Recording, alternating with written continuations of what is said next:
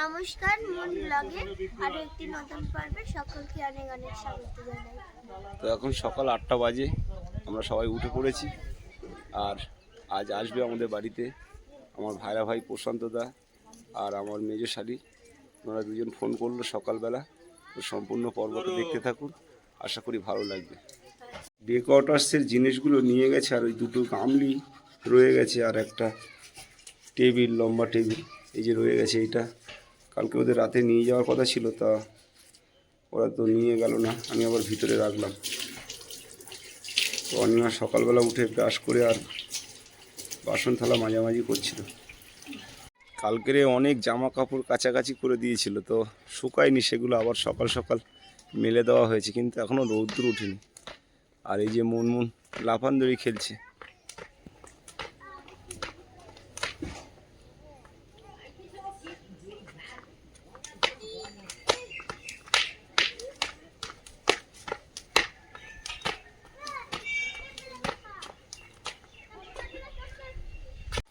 এই যে অনিমা বাইরে বেরিয়েছে, আর সকালবেলা ডাব কাটা হবে। এই ডাব আমাদের গাছের ডাব, কেটে দেবো আমি।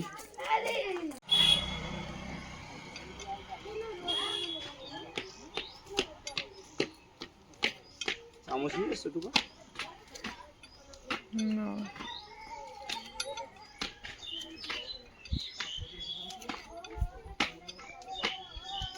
কচি ডাব।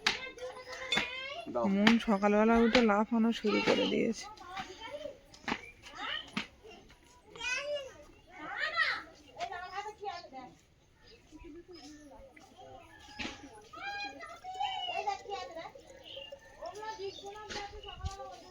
ছোট ডাব হলে কি হয়, জলটাও অনেকটাই হয়েছে।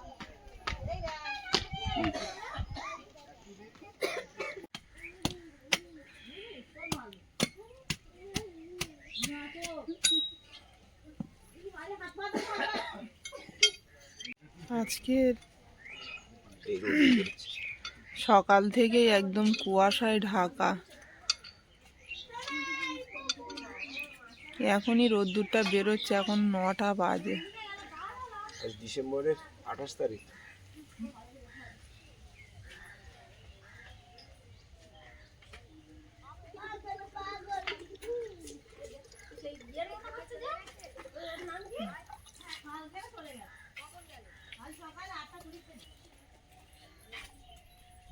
তো একজন দিদি ভাই মুনমুনকে প্রচণ্ড ভালোবাসে, সব সময় মুনের খোঁজ করে আর মুনের সঙ্গে কথাও বলে। তো দিদি ভাই অনেক কিছু পাঠিয়েছেন ত্রিপুরা থেকে।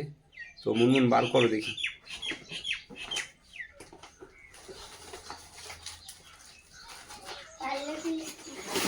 পার্লে-জি বিস্কুট, আচ্ছা বার করো।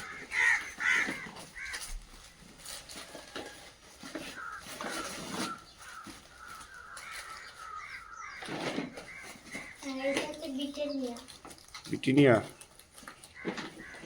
বার করো। মুনের মা ভাত বসাচ্ছে, সেদ্ধ ভাত সকালবেলা। সকালে কিছু খেতে হবে, ভাতটা বসিয়ে দিই। বাবা, মুনের জন্য তো অনেক খাবার পাঠিয়েছে দিদি ভাই। এগুলো মনে হয় বাসন মাজার জন্য। তো আমি যখন বাড়িতে ছিলাম না, দিদি ভাই রোজ ফোন করতো আর মুনের সঙ্গে ভিডিও কলে কথা বলতো, সেটাও আমি শুনতাম বাড়ির বাড়ি থেকে। আর ভাবতাম যে যাই হোক আমি নেই, দিদি ভাই তো কথা বলতে খোঁজ নিচ্ছে।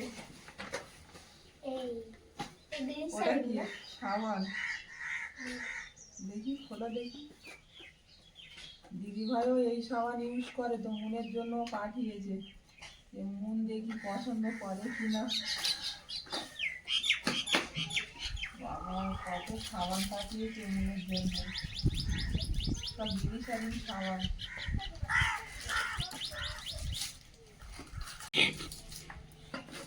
দিদিভাই বলেছিল 5টা কি 6টা, তো 8টা সাবান রয়েছে।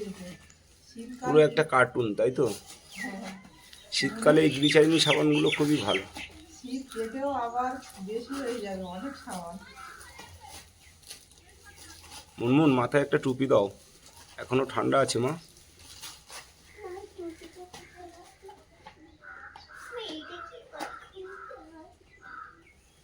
তোমার কাজ নয়, তোমার কাজ এটা নয়।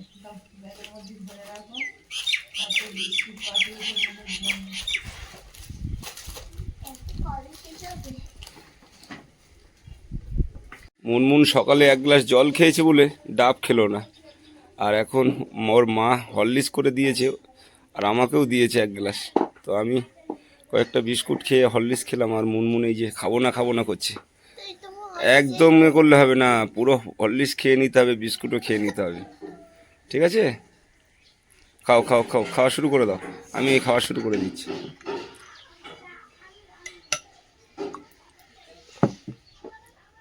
আমার তো শেষের পথে, পুরো এক গ্লাস করে দিয়েছে আমাকে।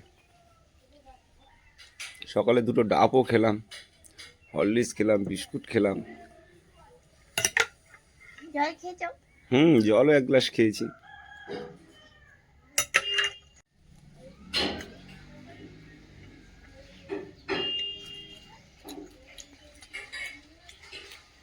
বিস্কুটগুলো খুব সুন্দর খেতে। খাও, এরকম খেতে হয় মাঝে মাঝে, হরলিক্স দিয়ে বিস্কুট খেয়ে নিতে হয়। তারপরে খেতে পেলে গরম ভাত, সেদ্ধ ভাত ফাত হলে খেয়ে নিতে হবে পেট ভরে। খাওয়া দাওয়া না করলে শরীর ভালো থাকে না, ঠিক আছে? বেশি করে বিস্কুট খাও।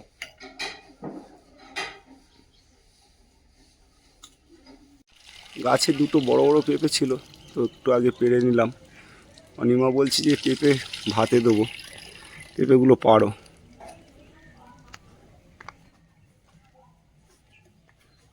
পেঁপে কাটা হয়ে গেছে। কাটা হয়ে গেছে। তারপরে একটা সমস্যা হয়েছে, গ্যাস দিয়ে আগুন ধরে যাচ্ছে, গ্যাসের পাইপটা খারাপ হয়ে গেছে। তো এখন ভাত বসাবে এইখানে বাইরে, আমি গাড়িটা বাইরে বার করব, আর গ্যাসটা সাথে নিয়ে যাব বাজারে। ওই পাইপটা চেঞ্জ করব, আর এক সাইডে একটু কম জ্বলতো, ওটা একটু দেখিয়ে নিয়ে আসবো। আমি না দেখলে একটা বড় বিপদ হয়ে যেত জানো। এক্ষুনি ভাত বসিয়েছিল, তার সাইড থেকে ভাত বসিয়ে দিয়ে আর পেঁপে কাটছিলাম, আর গ্যাসের পাইপটা পুরো মানে আগুন জ্বলে উঠেছে খুব দূর। দেখতে পেয়েছি তো আমি এই মুহূর্তে নিয়ে যাব। বাস্ট করতে। আমাদের গাছের পেঁপেগুলো তো সব লম্বা লম্বা, একটা অনিমা কেটে ছাড়িয়ে ভাতেও দেবে বলে রেডি করেছিল। আর এই যে ভাত বসানো ছিল, গ্যাসের এই জায়গা থেকে মানে লিকেজ করছিল, তো আমি গ্যাসটা নিয়ে যাব। লিক হয়ে গেছিল কবে আমি তো জানি না। না, পাইপটা রিসেন্ট পাল্টিয়েছি, নতুন পাইপ, কিন্তু এই জায়গাটা বারে বারে খারাপ হয়ে যাচ্ছে, এই জায়গাটা নাড়াচাড়া পাওয়ার কারণে। তো আমি নিয়ে যাব দোকানে এখন। এখন এই বাইরে আমি কাঠের জালে রান্নাটা বসিয়ে দিই। হ্যাঁ, তুমি বসিয়ে দাও। অনিমা এই যে বাইরে উনুনটা জ্বালিয়ে দিচ্ছে, আর আমি গ্যাসটা নিয়ে বাজারের দিকে যাচ্ছি।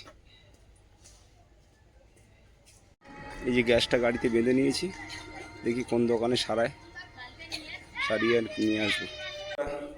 সারিয়ে আর নিয়ে এসে লাগিয়ে দিলাম। এই নতুন পাইপ লাগিয়ে খুব সুন্দর করে সেটিং করে দিয়েছে।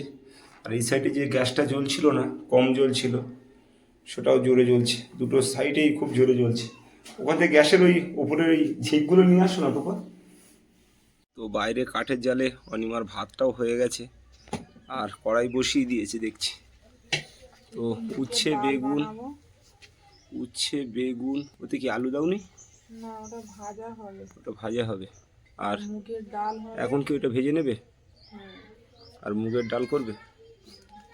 আচ্ছা, করো। আর একটা চচ্চড়ি বানাবো, বিটুলি দিয়ে, আলু বেগুন দিয়ে, মাছের মাথা দিয়ে। ঠিক আছে, করো। তো অনিমা এদিকে ডাল সেদ্ধটা বসিয়ে দিয়েছে, আর এদিকে কাটাকাটি করেও নিয়েছে। আর ও সকাল থেকে কিছু খায়নি, পেঁপে আলু যে ভাতে দিয়ে ভাত করেছিল, এখন মাখিয়ে দুটো ভাত খাবে, সেদ্ধ ভাত। আমরা তো সকালে মুনমুন আমি হরলিক্স বিস্কুট খেয়েছি।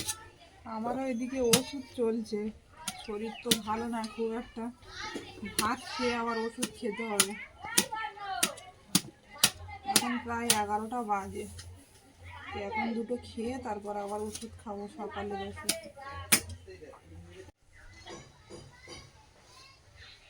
ডাল কমপ্লিট? বাহ, সব তাড়াতাড়ি হয়ে যাচ্ছে কাঠের জালে। তো ডালটা হয়ে গেছে, আলু ভাজাটা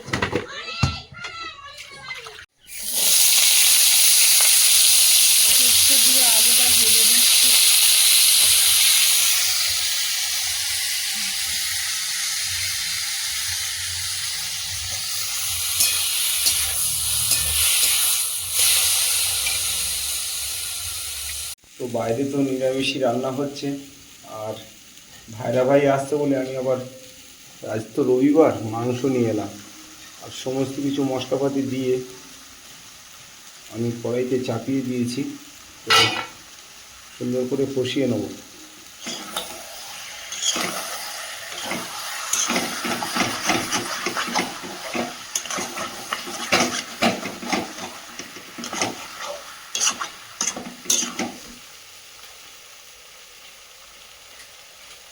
দারুণ কালার এসছে।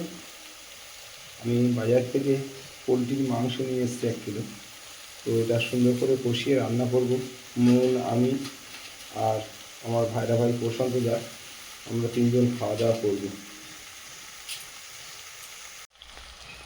তো মাংসটা বেশ কিছুক্ষণ ধরে কষিয়ে নিয়েছি, তো এবার একটু জল দিয়ে দেবো। মাংস দিয়ে খুব সুন্দর একটা সেন্ট বেরোচ্ছে, আর তেলও ছেড়ে দিয়েছে। অনেকক্ষণ ধরেই কষাচ্ছিলাম। তো এর মধ্যে আমি আলু ফালু কিছুই দেয়নি, আর শুধু মাংস। আর খাবার লোক খুবই কম, মানে 3 জন, মন, আমি আর আমার ভাইরা ভাই প্রশান্তদা, এই 3 জন আমরা খাবো। তো 1 কিলো মাংস, ওই জন্য আর আলু দিলাম না, তো কষা কষা বানাবো। তো সমস্ত কিছু মশলা দিয়ে একসঙ্গে ম্যারিনেট করে তারপরে কষাচ্ছিলাম। এবার জল দিয়ে দিলাম, দিয়ে সেদ্ধ হওয়ার জন্য ঢাকা দিয়ে দেবো।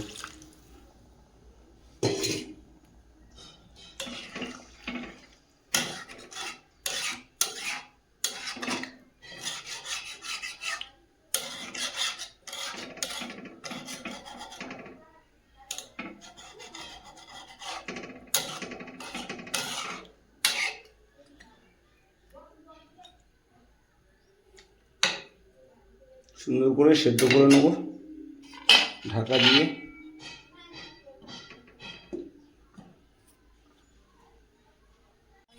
এই মুহূর্তে আমার বড় ভাইরা ভাই প্রশান্তদা আর মেজদি বাড়িতে এলো।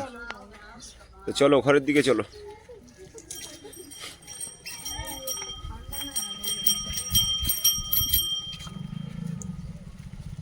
পাঁপড় ভাজা, উচ্ছে ভাজা, মুগ ডাল, আলু ভাজা, খাওয়া দাওয়া তখন ভাজা হবে না, যে অল্প করে একটু ডাল দিচ্ছি।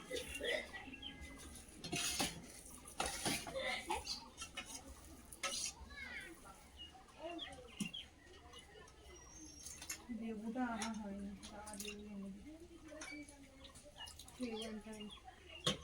লেবু ভালো, ডাল দিয়ে লেবু ভালো, কোনোদিন না আনি। আলু পোস্ত ভালো,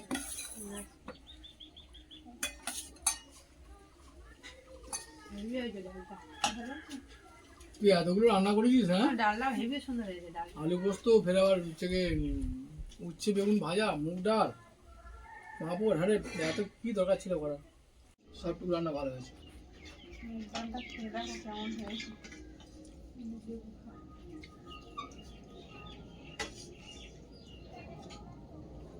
অনুষ্ঠান বাড়ির লেবু সব বেশি হয়েছিল, ফ্রিজে রাখা ছিল, আমি একা একা নিয়ে নিচ্ছে।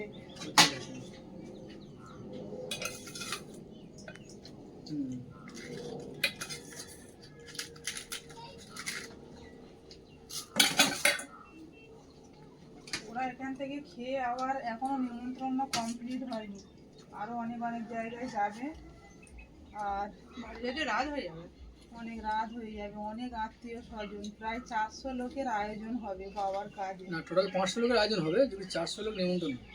ও আচ্ছা, 400 লোকের আয়োজন, আর মানে 400 লোক নিমন্ত্রণ করেছো, আর 500 লোকের আয়োজন হবে। 100 লোকের মানে বেশি করে রান্না বান্না হবে আর কি।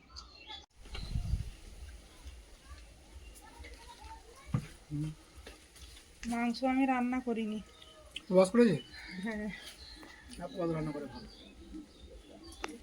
যাই, ওরা তো মানে আমার সঙ্গে কাজ করেছে বড়দি, তো কাজ হয়ে গেছে বলে যাইও কিন্তু মাংস খেতে পারছে। আর তাই তো, আর মেজদি এখনো কাজ করেনি। আমার জ্যাঠার ছেলে, ও গলায় কাঁচা নিয়েছে, ওর সঙ্গে ও 13 দিন গেছে কাজ করলে, সেই জন্য ও নিরামিষ খাচ্ছে। কেমন হয়েছে তরকারি? তরকারিটা খুব সুন্দর রান্না হয়েছে, মাংস তরকারিটা খুব সুন্দর রান্না করেছে। একটু কি খেতে পারছে না, কি বলবো, ওর বাড়ির কাজের জন্য। ঠিক আছে, আর কটা দিন পরেই তো খাবে, কি আছে। দারুণ করে করেছি স্পেশাল করে। বাবা মার জন্য এই কটা দিন তো, আর কি আছে। 13টা দিন তো বাঁচতেই হবে। হুম। তোর একটু ডাল নেবে তো, তুই ডাল তো ভিডিওটা আমি আর বড় করব না, ভিডিওটা এখানে শেষ করব। আর ভালো লাগলে একটু কমেন্ট করবেন, আর সবাই ভালো থাকবেন। দেখা হচ্ছে নতুন পর্বে।